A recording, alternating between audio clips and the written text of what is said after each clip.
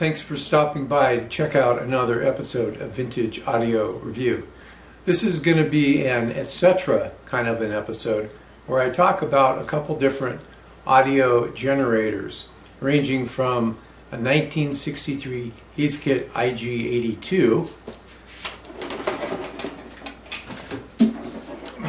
Grab this puppy here. It's tubes, and it is my friend Ian's, and he wanted me to check it out and see how it did. And in 1963, that cost $52, which in today's dollars would be $490. So it was a good chunk of change. I also have a much more modern one, which is about a $58 Tenma audio signal generator that you can get from Amazon for $58. I also have a audio generator that my friend Bob built from scratch based on a circuit that he saw on redcircuits.com. I will provide a link for it in the description below should you want to build one, and we'll test that, as well as another Heathkit. It's an IG-18 audio signal generator that I purchased probably in the mid-90s from one of the local electronic surplus shops here in town. It was already assembled, and this kit was manufactured by Heathkit from 1969 to 1975, and it is a solid-state unit, and there is an update to improve the performance of this kit. There's several of them, but Heathkit, who is actually back in business now, sells a kit which runs close to $40 with shipping that claims to improve the THD of the IG-18. So I do have some before and after data to see how well the kit does. I hope you enjoy this video, and please leave any comments below, as well as subscribe if you have not. And once again, thank you for stopping by.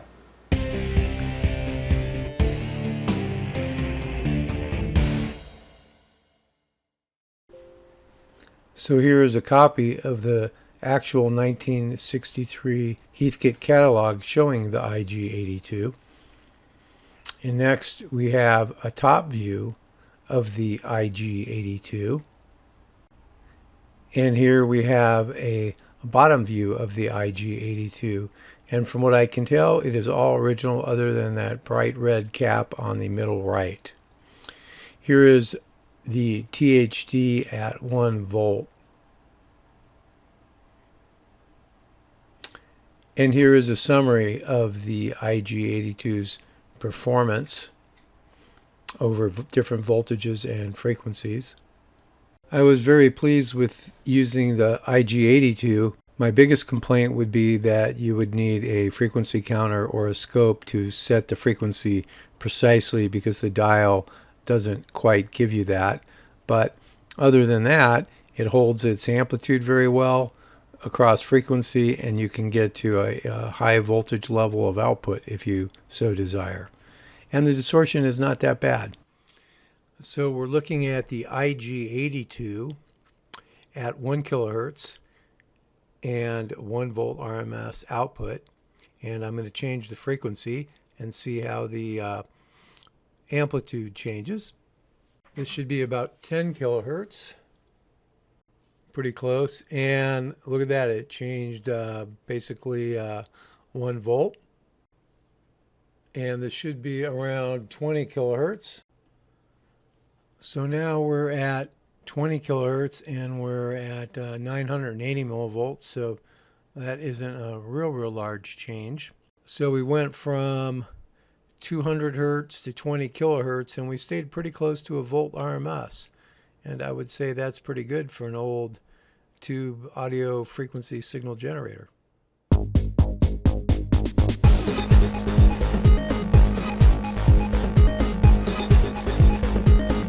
So this is the Tenma audio signal generator, and it works pretty well. My major complaint with it is that it does not have a frequency vernier, so you're stuck with the preset frequencies along the dial. And also it does not have a power on LED. It has a power low LED which flashes, but There have been many a times that I forgot to turn the power off and have worn down the 9-volt battery.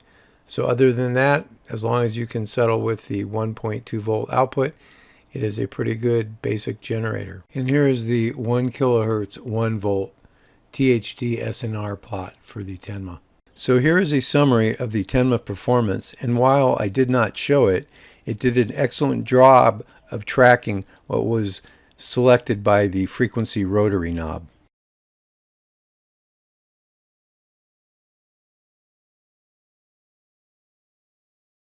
So this is the redcircuits.com based audio generator that my friend Bob built, and it works very good. It has very low distortion.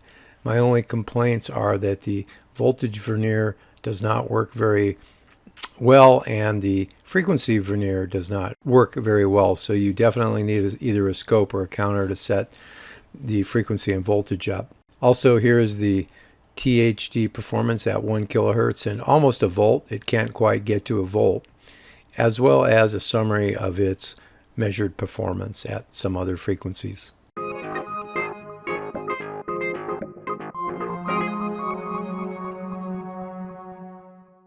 And now we have the Heathkit IG18, and this is a picture from the catalog from 1973 showing it.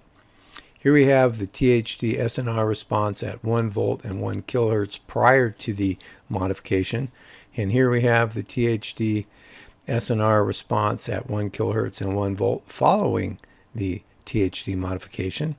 And here's a summary showing the performance before and after the modification for some different voltage levels and frequencies. And it is obvious that the THD improves, as does the SNR typically, and the THD plus noise definitely goes up. So I would highly recommend doing this mod.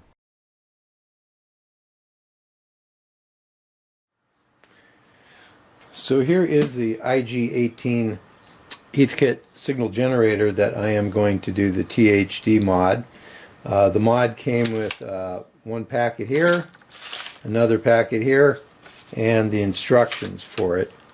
And so I will start with this kit because this has the little meter board on it, and we'll build that first and go from there. So this is what came inside the packet for the meter mod, with the little board, the wires, some capacitors, resistors, looks like a couple diodes, and a transistor. I figure it should, oh, and a trim pot. And I figure it should take me about a half hour to build that, if that.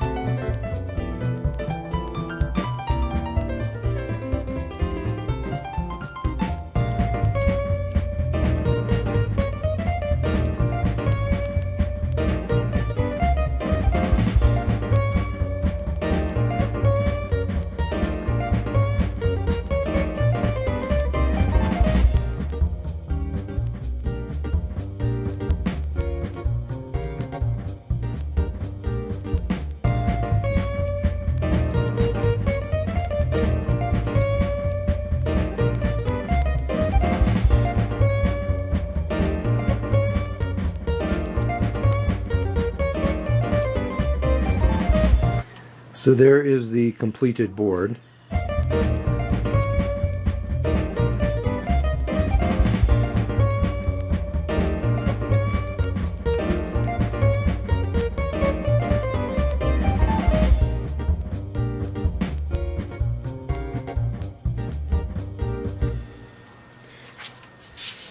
So the first step to check something is to remove this wire that goes from here to here. Okay, now we're supposed to measure the resistance between pins 1 and 3, which would be these two, and you want an open circuit, and then 4 and 6, and you want it to be an open circuit. So I guess that is good. So since the resistance measured good, I can resolder that wire to those two pins.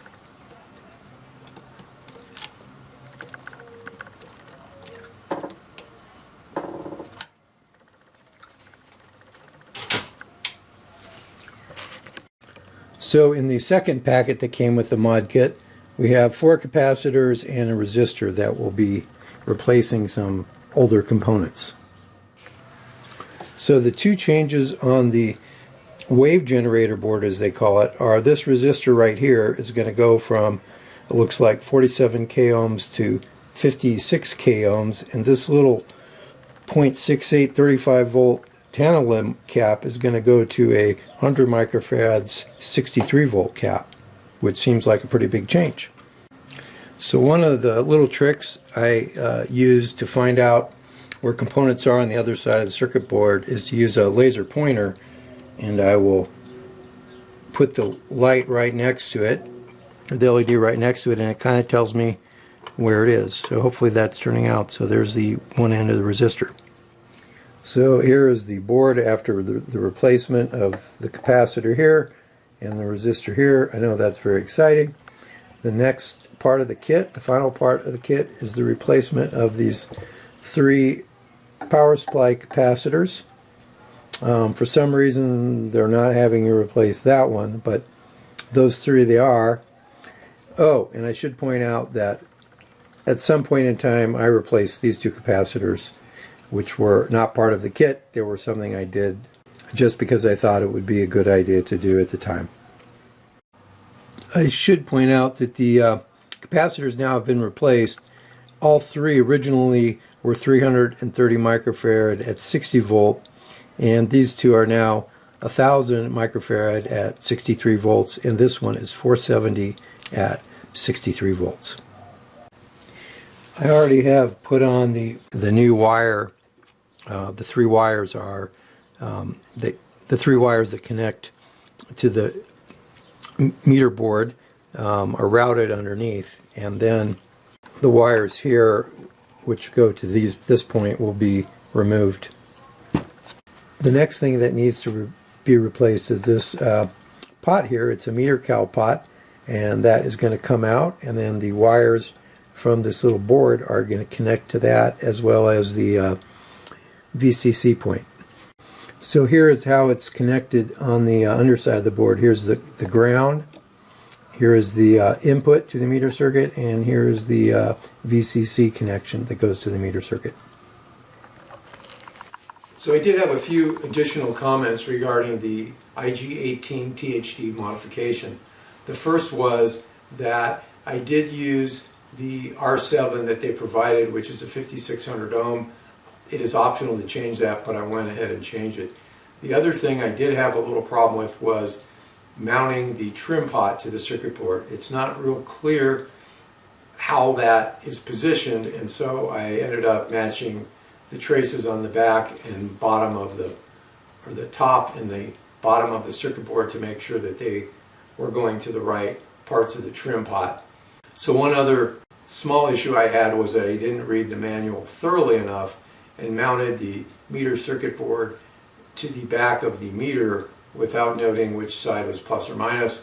It's pretty much a no-brainer because the trim pot could only be mounted in one position that would make it easy to get at, and that turns out that's the right position, which is such that the trim pot would be closest to the top of the case. There are a few adjustments when you get it all done to set up. One of them is adjusting the meter level with that trim pot for 1 kilohertz and 1 volt. So that frequency and voltage will be calibrated correctly if you use a scope or a AC RMS voltmeter. One problem that I didn't bring out earlier was that that meter doesn't accurately display the voltage all across the band. Now it holds the voltage pretty constant, but it does not display the meter. Say if you're at 20 kilohertz, it's not really at a volt. If you're showing a volt, although it will read a volt, if you actually measure it with a scope or an RMS voltmeter. So that was just one little nuance. However, the fact that it held its voltage from one frequency to the other pretty constant was a big improvement over the way that it worked before. So I do recommend this kit if you have one, although the basic Heathkit IG18 works pretty well. So anyway, thanks for watching.